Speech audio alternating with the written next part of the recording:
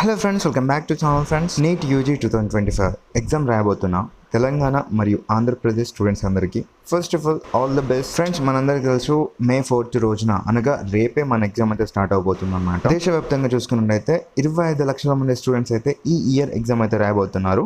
అందరికీ ఒకటే రోజున ఉంటుంది, అది రేపే అనమాట. ఈ పర్టికులర్లో మనం మాట్లాడుకున్నట్టయితే కనుక ఇంపార్టెంట్ డాక్యుమెంట్స్ ఏం తీసుకెళ్ళాలి, వన్స్ ఎగ్జామ్ హాల్ దగ్గరికి వెళ్ళిన తర్వాత స్ట్రెస్ అవ్వకుండా ఉండేందుకు ముందు జాగ్రత్తగా మీరు సరి చేసుకొని పెట్టుకుంటారని చెప్పేసి డాక్యుమెంట్స్ వీడియో అయితే చేస్తున్నాను అనమాట. పేరెంట్స్ అందరికీ ముఖ్య గమనిక ఏంటి అంటే, మీ పిల్లలు కొంచెం ఎగ్జామ్ ప్రిపరేషన్ స్ట్రెస్లో ఉంటారు కాబట్టి ఈ వీడియో కనుక మీరు చూస్తున్నట్టయితే డెఫినెట్గా ఈ యొక్క ఆర్డర్లో అయితే వాళ్ళ డాక్యుమెంట్స్ అయితే అరేంజ్ చేసి మీరు 1-2 సార్లు చెక్ చేసి మరీ పంపించాల్సి ఉంటుందన్నమాట. ఫస్ట్ ఆల్రెడీ అడ్మిట్ కార్డ్లో డీటెయిల్స్ ఎలా ఫిల్ చేయాలో వీడియో చేశాను. ఎక్కడ ఏ ఫొటోస్ అతికించాలి, ఎక్కడ సిగ్నేచర్స్ పెట్టాలి సో అనేది క్లియర్ కట్గా అందులో చూపించాను అనమాట.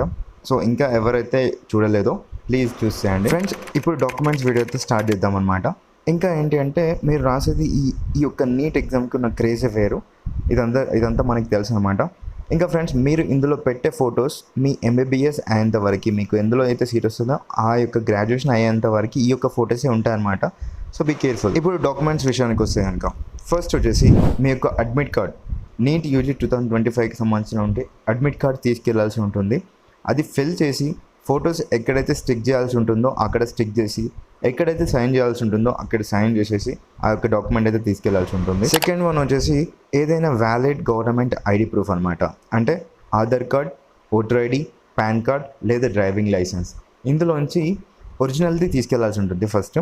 సో ఏదైనా 2 తీసుకెళ్ళండి. ఫస్ట్ వచ్చేసి ఆధార్ కార్డ్, ఇంకా దాంతోపాటు మరొకటి పాన్ కార్డ్ లేదా ఓటర్ ఐడి లేదా డ్రైవింగ్ లైసెన్స్ లాంటిది ఏదైనా ఒకటి తీసుకెళ్ళండి. ఎందుకంటే 2 తీసుకెళ్తే బెటర్ అని చెప్పేసి నేను అనుకుంటున్నాను. ఎలాగో అందరి దగ్గర ఆధార్ కార్డ్ అయితే ఉంటుంది, దాంతోపాటు ఓటర్ ఐడి ఉంటే ఓటర్ ఐడి, పాన్ కార్డ్ అయితే తీసుకెళ్లాల్సి ఉంటుంది. థర్డ్ వన్ వచ్చేసి చూసుకున్నట్టయితే అడిషనల్ ఫోటోగ్రాఫ్స్ తీసుకెళ్ళండి ఫ్రెండ్స్. ఏంటి అంటే మనకి ఇక్కడ వచ్చేసి అతికించారు, డెఫినెట్గా అక్కడికి వెళ్ళిన తర్వాత 2 ఫోటోగ్రాఫ్స్ అయితే అడుగుతారనమాట. అవి ఇవ్వాల్సి ఉంటుంది. అందుకొరకి 1 లేదా 2 ఇంకొంచెం అంటే 2 కంటే ఎక్కువ ఫోటోగ్రాఫ్స్ అయితే తీసుకెళ్ళడానికి అయితే ట్రై అయితే చేయండి. అండ్ ఫోర్త్ వన్ వచ్చేసి ఇంపార్టెంట్గా వాటర్ బాటిల్ అయితే ప్రతి ఒక్కరు తీసుకెళ్ళండి. వాటర్ బాగా తాగితే ఎగ్జామ్ బాగా రాస్తారు కాబట్టి. సో అక్కడికి వెళ్ళిన తర్వాత ఇప్పుడు మళ్ళీ సమ్మర్ సీజన్ కాబట్టి ఎగ్జామ్ స్ట్రెస్లో ఉండి వాటర్ తాగడం మర్చిపోతారు. ఎందుకు అంటే వాటర్ తాగితే మీ యొక్క బ్రెయిన్ అనేది చాలా యాక్టివ్ అవుతుంది. సో పర్ఫార్మెన్స్ అనేది ఎక్కువగా ఉంటుంది కాబట్టి వాటర్ బాటిల్ అయితే ప్రతి ఒక్కరు పట్టుకెళ్ళండి. అక్కడ పడేసిన వాటర్ తాగకపోయినా పర్లేదు కానీ అలా తీసుకెళ్ళండి. పేరెంట్స్, మీరు కనుక ఈ వీడియో చూస్తే మీ స్టూడెంట్, మీ యొక్క పిల్లలు ఎవరైతే ఉన్నారో లాస్ట్ మూమెంట్ వరకు స్ట్రెస్ లేకుండా చూసుకోండి. ఎగ్జామ్ సెంటర్లోకి వెళ్ళేంత వరకు నర్వస్గా ఉండకుండా స్ట్రెస్ఫుల్ ఎన్విరాన్మెంట్ నుంచి బయటకు తీసుకురావడానికి అయితే ట్రై అయితే చేయండి.